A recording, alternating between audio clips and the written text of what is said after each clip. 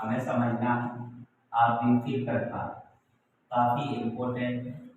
और जितने भी प्रकार के आव्यूह हैं, हर प्रकार के आव्यूह की विशेषताओं को समझना है। जैसे टोटल आव्यूह के कितने प्रकार हमें समझने हैं, 7 समझने हैं। पहला अपना कौन सा है, स्तंभ आव्यूह। दूसरा कौन सा है, पंक्ति आव्यूह। तीसरा है वर्ग आव्यूह। चौथा है विकर्ण आव्यूह। पांचवा है आदेश आव्यूह। छठवां है तत्समक आव्यूह और सातवां है अपना शून्य आव्यूह। सातों आव्यूह के जो प्रकार हैं उनकी विशेषताओं को समझना है, उनको कैसे पहचानेंगे उसको हमें सीखना है। जैसे अगर हम कहें कि स्तंभ आव्यूह की क्या विशेषता है, कैसे पहचानोगे तो कि कौन सा आव्यूह स्तंभ आव्यूह है, कैसे तुम पहचान करोगे कि आव्यूह पंक्ति आव्यूह है, वर्ग आव्यूह है, तत्समक आव्यूह है या शून्य आव्यूह है। तो इनकी पहचान कैसे की जाएगी और इनकी क्या विशेषताएं होती हैं उसके बारे में हमें ध्यान से समझना है। तो एक एक करके अपन इन सातों प्रकारों को समझते हैं। ध्यान से देखते जाना, लिखने की कोई ज़रूरत नहीं है, केवल देखने से ही वो समझ में आ जाएंगे कि हाँ इसका मतलब ये है। तो जैसे हम अगर पहले प्रकार की बात करें तो पहला है हमारा स्तंभ आव्यूह। पहला कौन सा प्रकार है बेटा, स्तंभ आव्यूह। स्तंभ आव्यूह का मतलब होता है ऐसा आव्यूह जिसमें केवल स्तंभ हो। क्या होगा, जिसमें केवल स्तंभ होगा उसे हम क्या कहेंगे, स्तंभ आव्यूह कहेंगे। ठीक, जिसमें केवल एक स्तंभ, कितना स्तंभ हो, केवल एक स्तंभ होगा, उस आव्यूह को हम क्या कहते हैं, स्तंभ आव्यूह कहते हैं। तो ये चीज क्लियर है, आसानी से बन जाएगी। केवल उसके नाम से ही हमें समझ लेना है और याद रखना है कि स्तंभ आव्यूह एक ऐसा आव्यूह है जिसमें केवल एक स्तंभ होगा। जैसे अगर उदाहरण की बात करें तो उदाहरण में हमें एक ऐसा आव्यूह बनाना है जिसका केवल एक स्तंभ, तो हमने बेटा इसको ए से प्रदर्शित कर दिया और यहाँ पे हम कोई भी अवयव लिख के इसको समझ सकते हैं। तो हमने यहाँ पे एक आव्यूह लिख दिया जिसमें देख रहे हो केवल एक स्तंभ है, केवल क्या है, एक स्तंभ है। इसमें पंक्ति कितनी है, कितनी पंक्ति है, 4 पंक्ति है, लेकिन स्तंभ कितना है, एक है। तो जब भी किसी आव्यूह में केवल एक स्तंभ होगा तो उसे हम क्या कहेंगे, स्तंभ आव्यूह कहेंगे। बात क्लियर है। इसके बाद आ जाओ सेकेंड नंबर पे। सेकेंड पे है हमारा पंक्ति आव्यूह। सेकेंड पे क्या है, पंक्ति आव्यूह। अब देखो, जिस प्रकार से तुमने स्तंभ आव्यूह को समझ लिया है कि स्तंभ आव्यूह का मतलब होता है जिसमें केवल एक स्तंभ है, तो पंक्ति आव्यूह का मतलब क्या हो जाएगा, जिसमें केवल एक पंक्ति होगी उसे हम क्या कहेंगे, पंक्ति आव्यूह कहेंगे। अगर हम इसके लिए एग्जाम्पल की बात करें तो ये कुछ इस टाइप से हमें देखने को मिलेगा, 2 3 4 5। तो इस आव्यूह में पंक्तियों की संख्या कितनी है, एक है, लेकिन स्तंभों की संख्या कितनी है, 4 है। तो स्तंभ कितने भी हो सकते हैं लेकिन पंक्ति कितनी रहेगी, केवल एक रहेगी। उस आव्यूह को हम क्या कहेंगे, पंक्ति आव्यूह कहेंगे। ऐसे ही स्तंभ आव्यूह में होता है कि स्तंभ केवल एक रहेगा, पंक्ति उसमें चाहे जितनी हो सकती है उससे हमें कोई मतलब नहीं है। तो दोनों टाइप क्लियर हो जाएगी। स्तंभ आव्यूह क्या है वो भी तुम आराम से समझ जाओगे, पंक्ति आव्यूह क्या है वो भी आराम से समझ जाओगे। इसके बाद जो तीसरा टाइप है हमारा वो है वर्ग आव्यूह। क्या है, वर्ग आव्यूह। वर्ग आव्यूह का मतलब है कि हमें एक ऐसे आव्यूह को बनाना होता है जिसमें उतनी ही पंक्ति हो और उतने ही क्या हो, पद हो, यानी कि जिसमें पंक्तियों की संख्या और स्तंभों की संख्या बराबर होगी, उस आव्यूह को हम क्या कहेंगे, वर्ग आव्यूह कहेंगे। क्योंकि यहाँ पे जो वर्ग का अर्थ होता है, वर्ग का मतलब होता है कि उसकी लंबाई और चौड़ाई कैसी होती है, बराबर होती है। तो इसी से हमारा जो है वो वर्ग आव्यूह बना है। वर्ग आव्यूह एक ऐसा आव्यूह होता है जिसमें पंक्तियों की संख्या और कॉलम कॉलम यानी कि स्तंभों की संख्या कैसी होती है, बराबर होती है। उसको हम क्या कहते हैं, वर्ग आव्यूह कहते हैं। तो ये चीज तुम्हें याद रखना है, यानी एक ऐसा आव्यूह जिसमें पंक्तियों की संख्या और स्तंभों की संख्या बराबर है।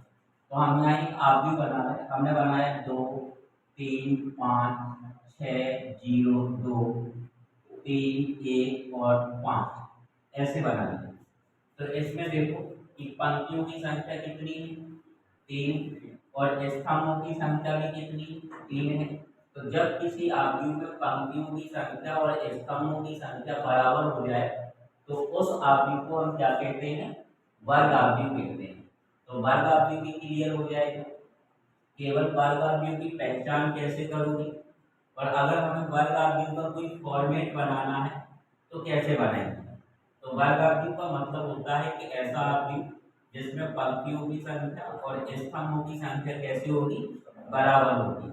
बन जाएगा सब लोगों से, इसमें तो कोई दिक्कत है नहीं है। इसके बाद आ जाओ चौथे टाइप को समझते हैं। चौथा है हमारा विकर्ण आव्यूह।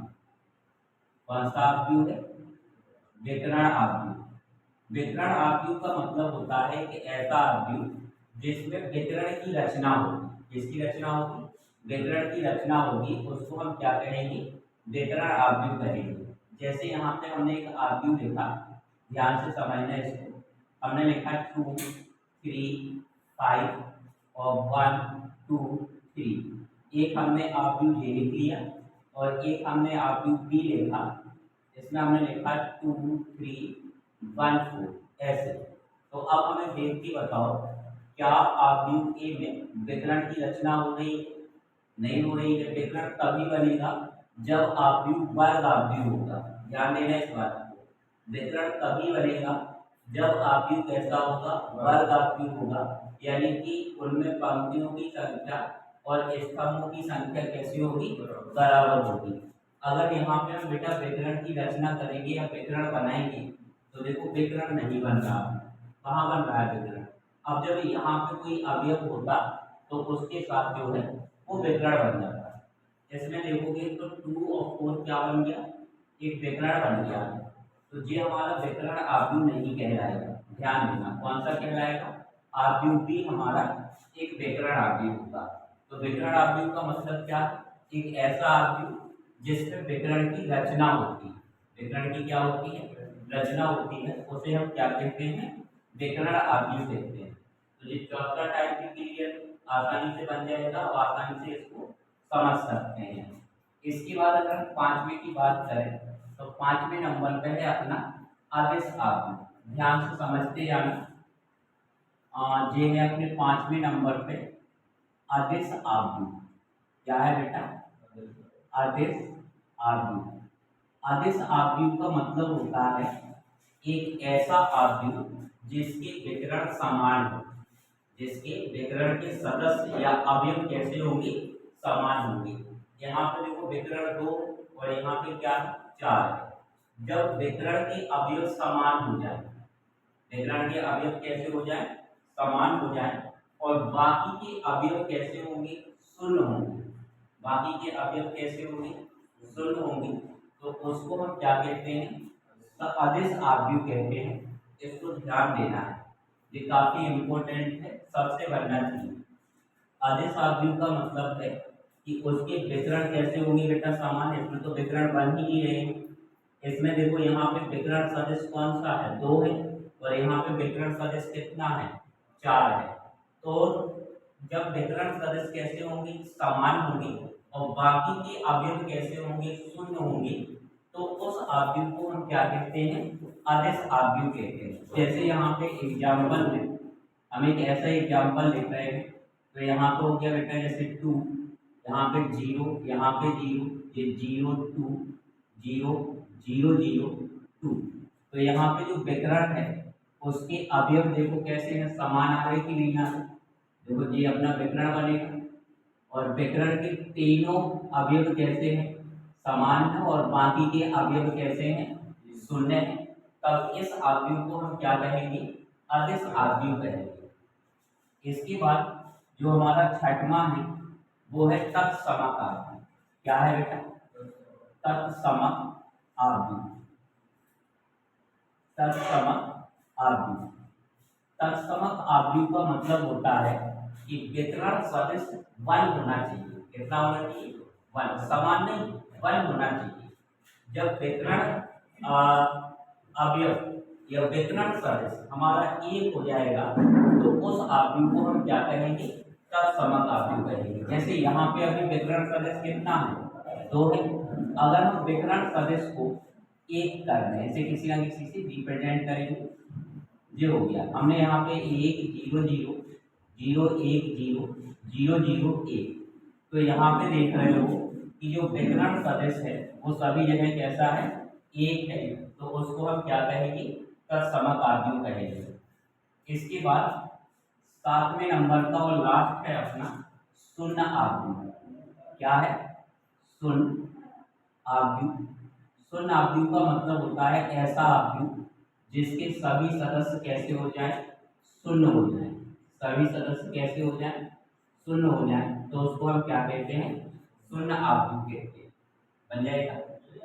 तो चला तो सातों प्रकार क्लियर। एक बार फिर से इसको समझना। स्तंभ आव्यूह का मतलब होता है कि ऐसा आव्यूह जिसमें केवल एक स्तंभ हो, पंक्ति कितनी हो उनसे हमें कोई मतलब नहीं होता। पंक्ति आव्यूह का मतलब होता है ऐसा स्तंभ जिसमें एक पंक्ति हो, स्तंभ चार जितने हो सकते हैं। वर्ग आव्यूह का मतलब है एक ऐसा आव्यूह जिसमें पंक्तियों की संख्या और स्तंभों की संख्या कैसी हो, बराबर हो, उसको हम क्या कहते हैं, वर्ग आव्यूह। विकर्ण आव्यूह का मतलब है कि ऐसा आव्यूह जिसमें विकर्ण की रचना हो रही हो, उस आव्यूह को हम क्या कहते हैं, विकर्ण आव्यूह कहते हैं। इसके बाद आदेश आव्यूह का मतलब है एक ऐसा आव्यूह जिसमें विकर्ण सदिश कैसे हो, समान हो। विकर्ण सदिश कैसे होंगे, समान होंगे, उसे हम क्या कहेंगे, आदेश आव्यूह। तत्समक आव्यूह का मतलब है एक ऐसा आव्यूह जिसमें विकर्ण सदिश कैसा हो जाएगा, वन होगा, उसको हम क्या कहेंगे, तत्समक आव्यूह। और शून्य आव्यूह का मतलब है ऐसा आव्यूह जिसमें सभी सदस्य या सभी अवयव कैसे हो जाए, शून्य हो जाए, तो उसको हम क्या बोलते हैं, शून्य आव्यूह होते हैं। तो 7 प्रकार के आव्यूह तुम्हें याद रखना है और उनकी विशेषताएं भी याद रखना है, ताकि कहीं पर अगर तुम्हें अपने मन से उनकी रचना करनी हो तो तुम उसी फॉर्मेट में उसकी रचना कर सकते हो। जैसे अगर हमने तुमसे कहा कि एक वर्ग आव्यूह की रचना करो, तो वर्ग आव्यूह की जब रचना करोगे तो दिमाग में रखना है कि इसमें पंक्तियों की संख्या और स्तंभों की संख्या कैसे होती है, बराबर होती है। तो इस प्रकार से हमारे लिए इम्पोर्टेंट है, इन सभी को लिख लो और नोट कर लो।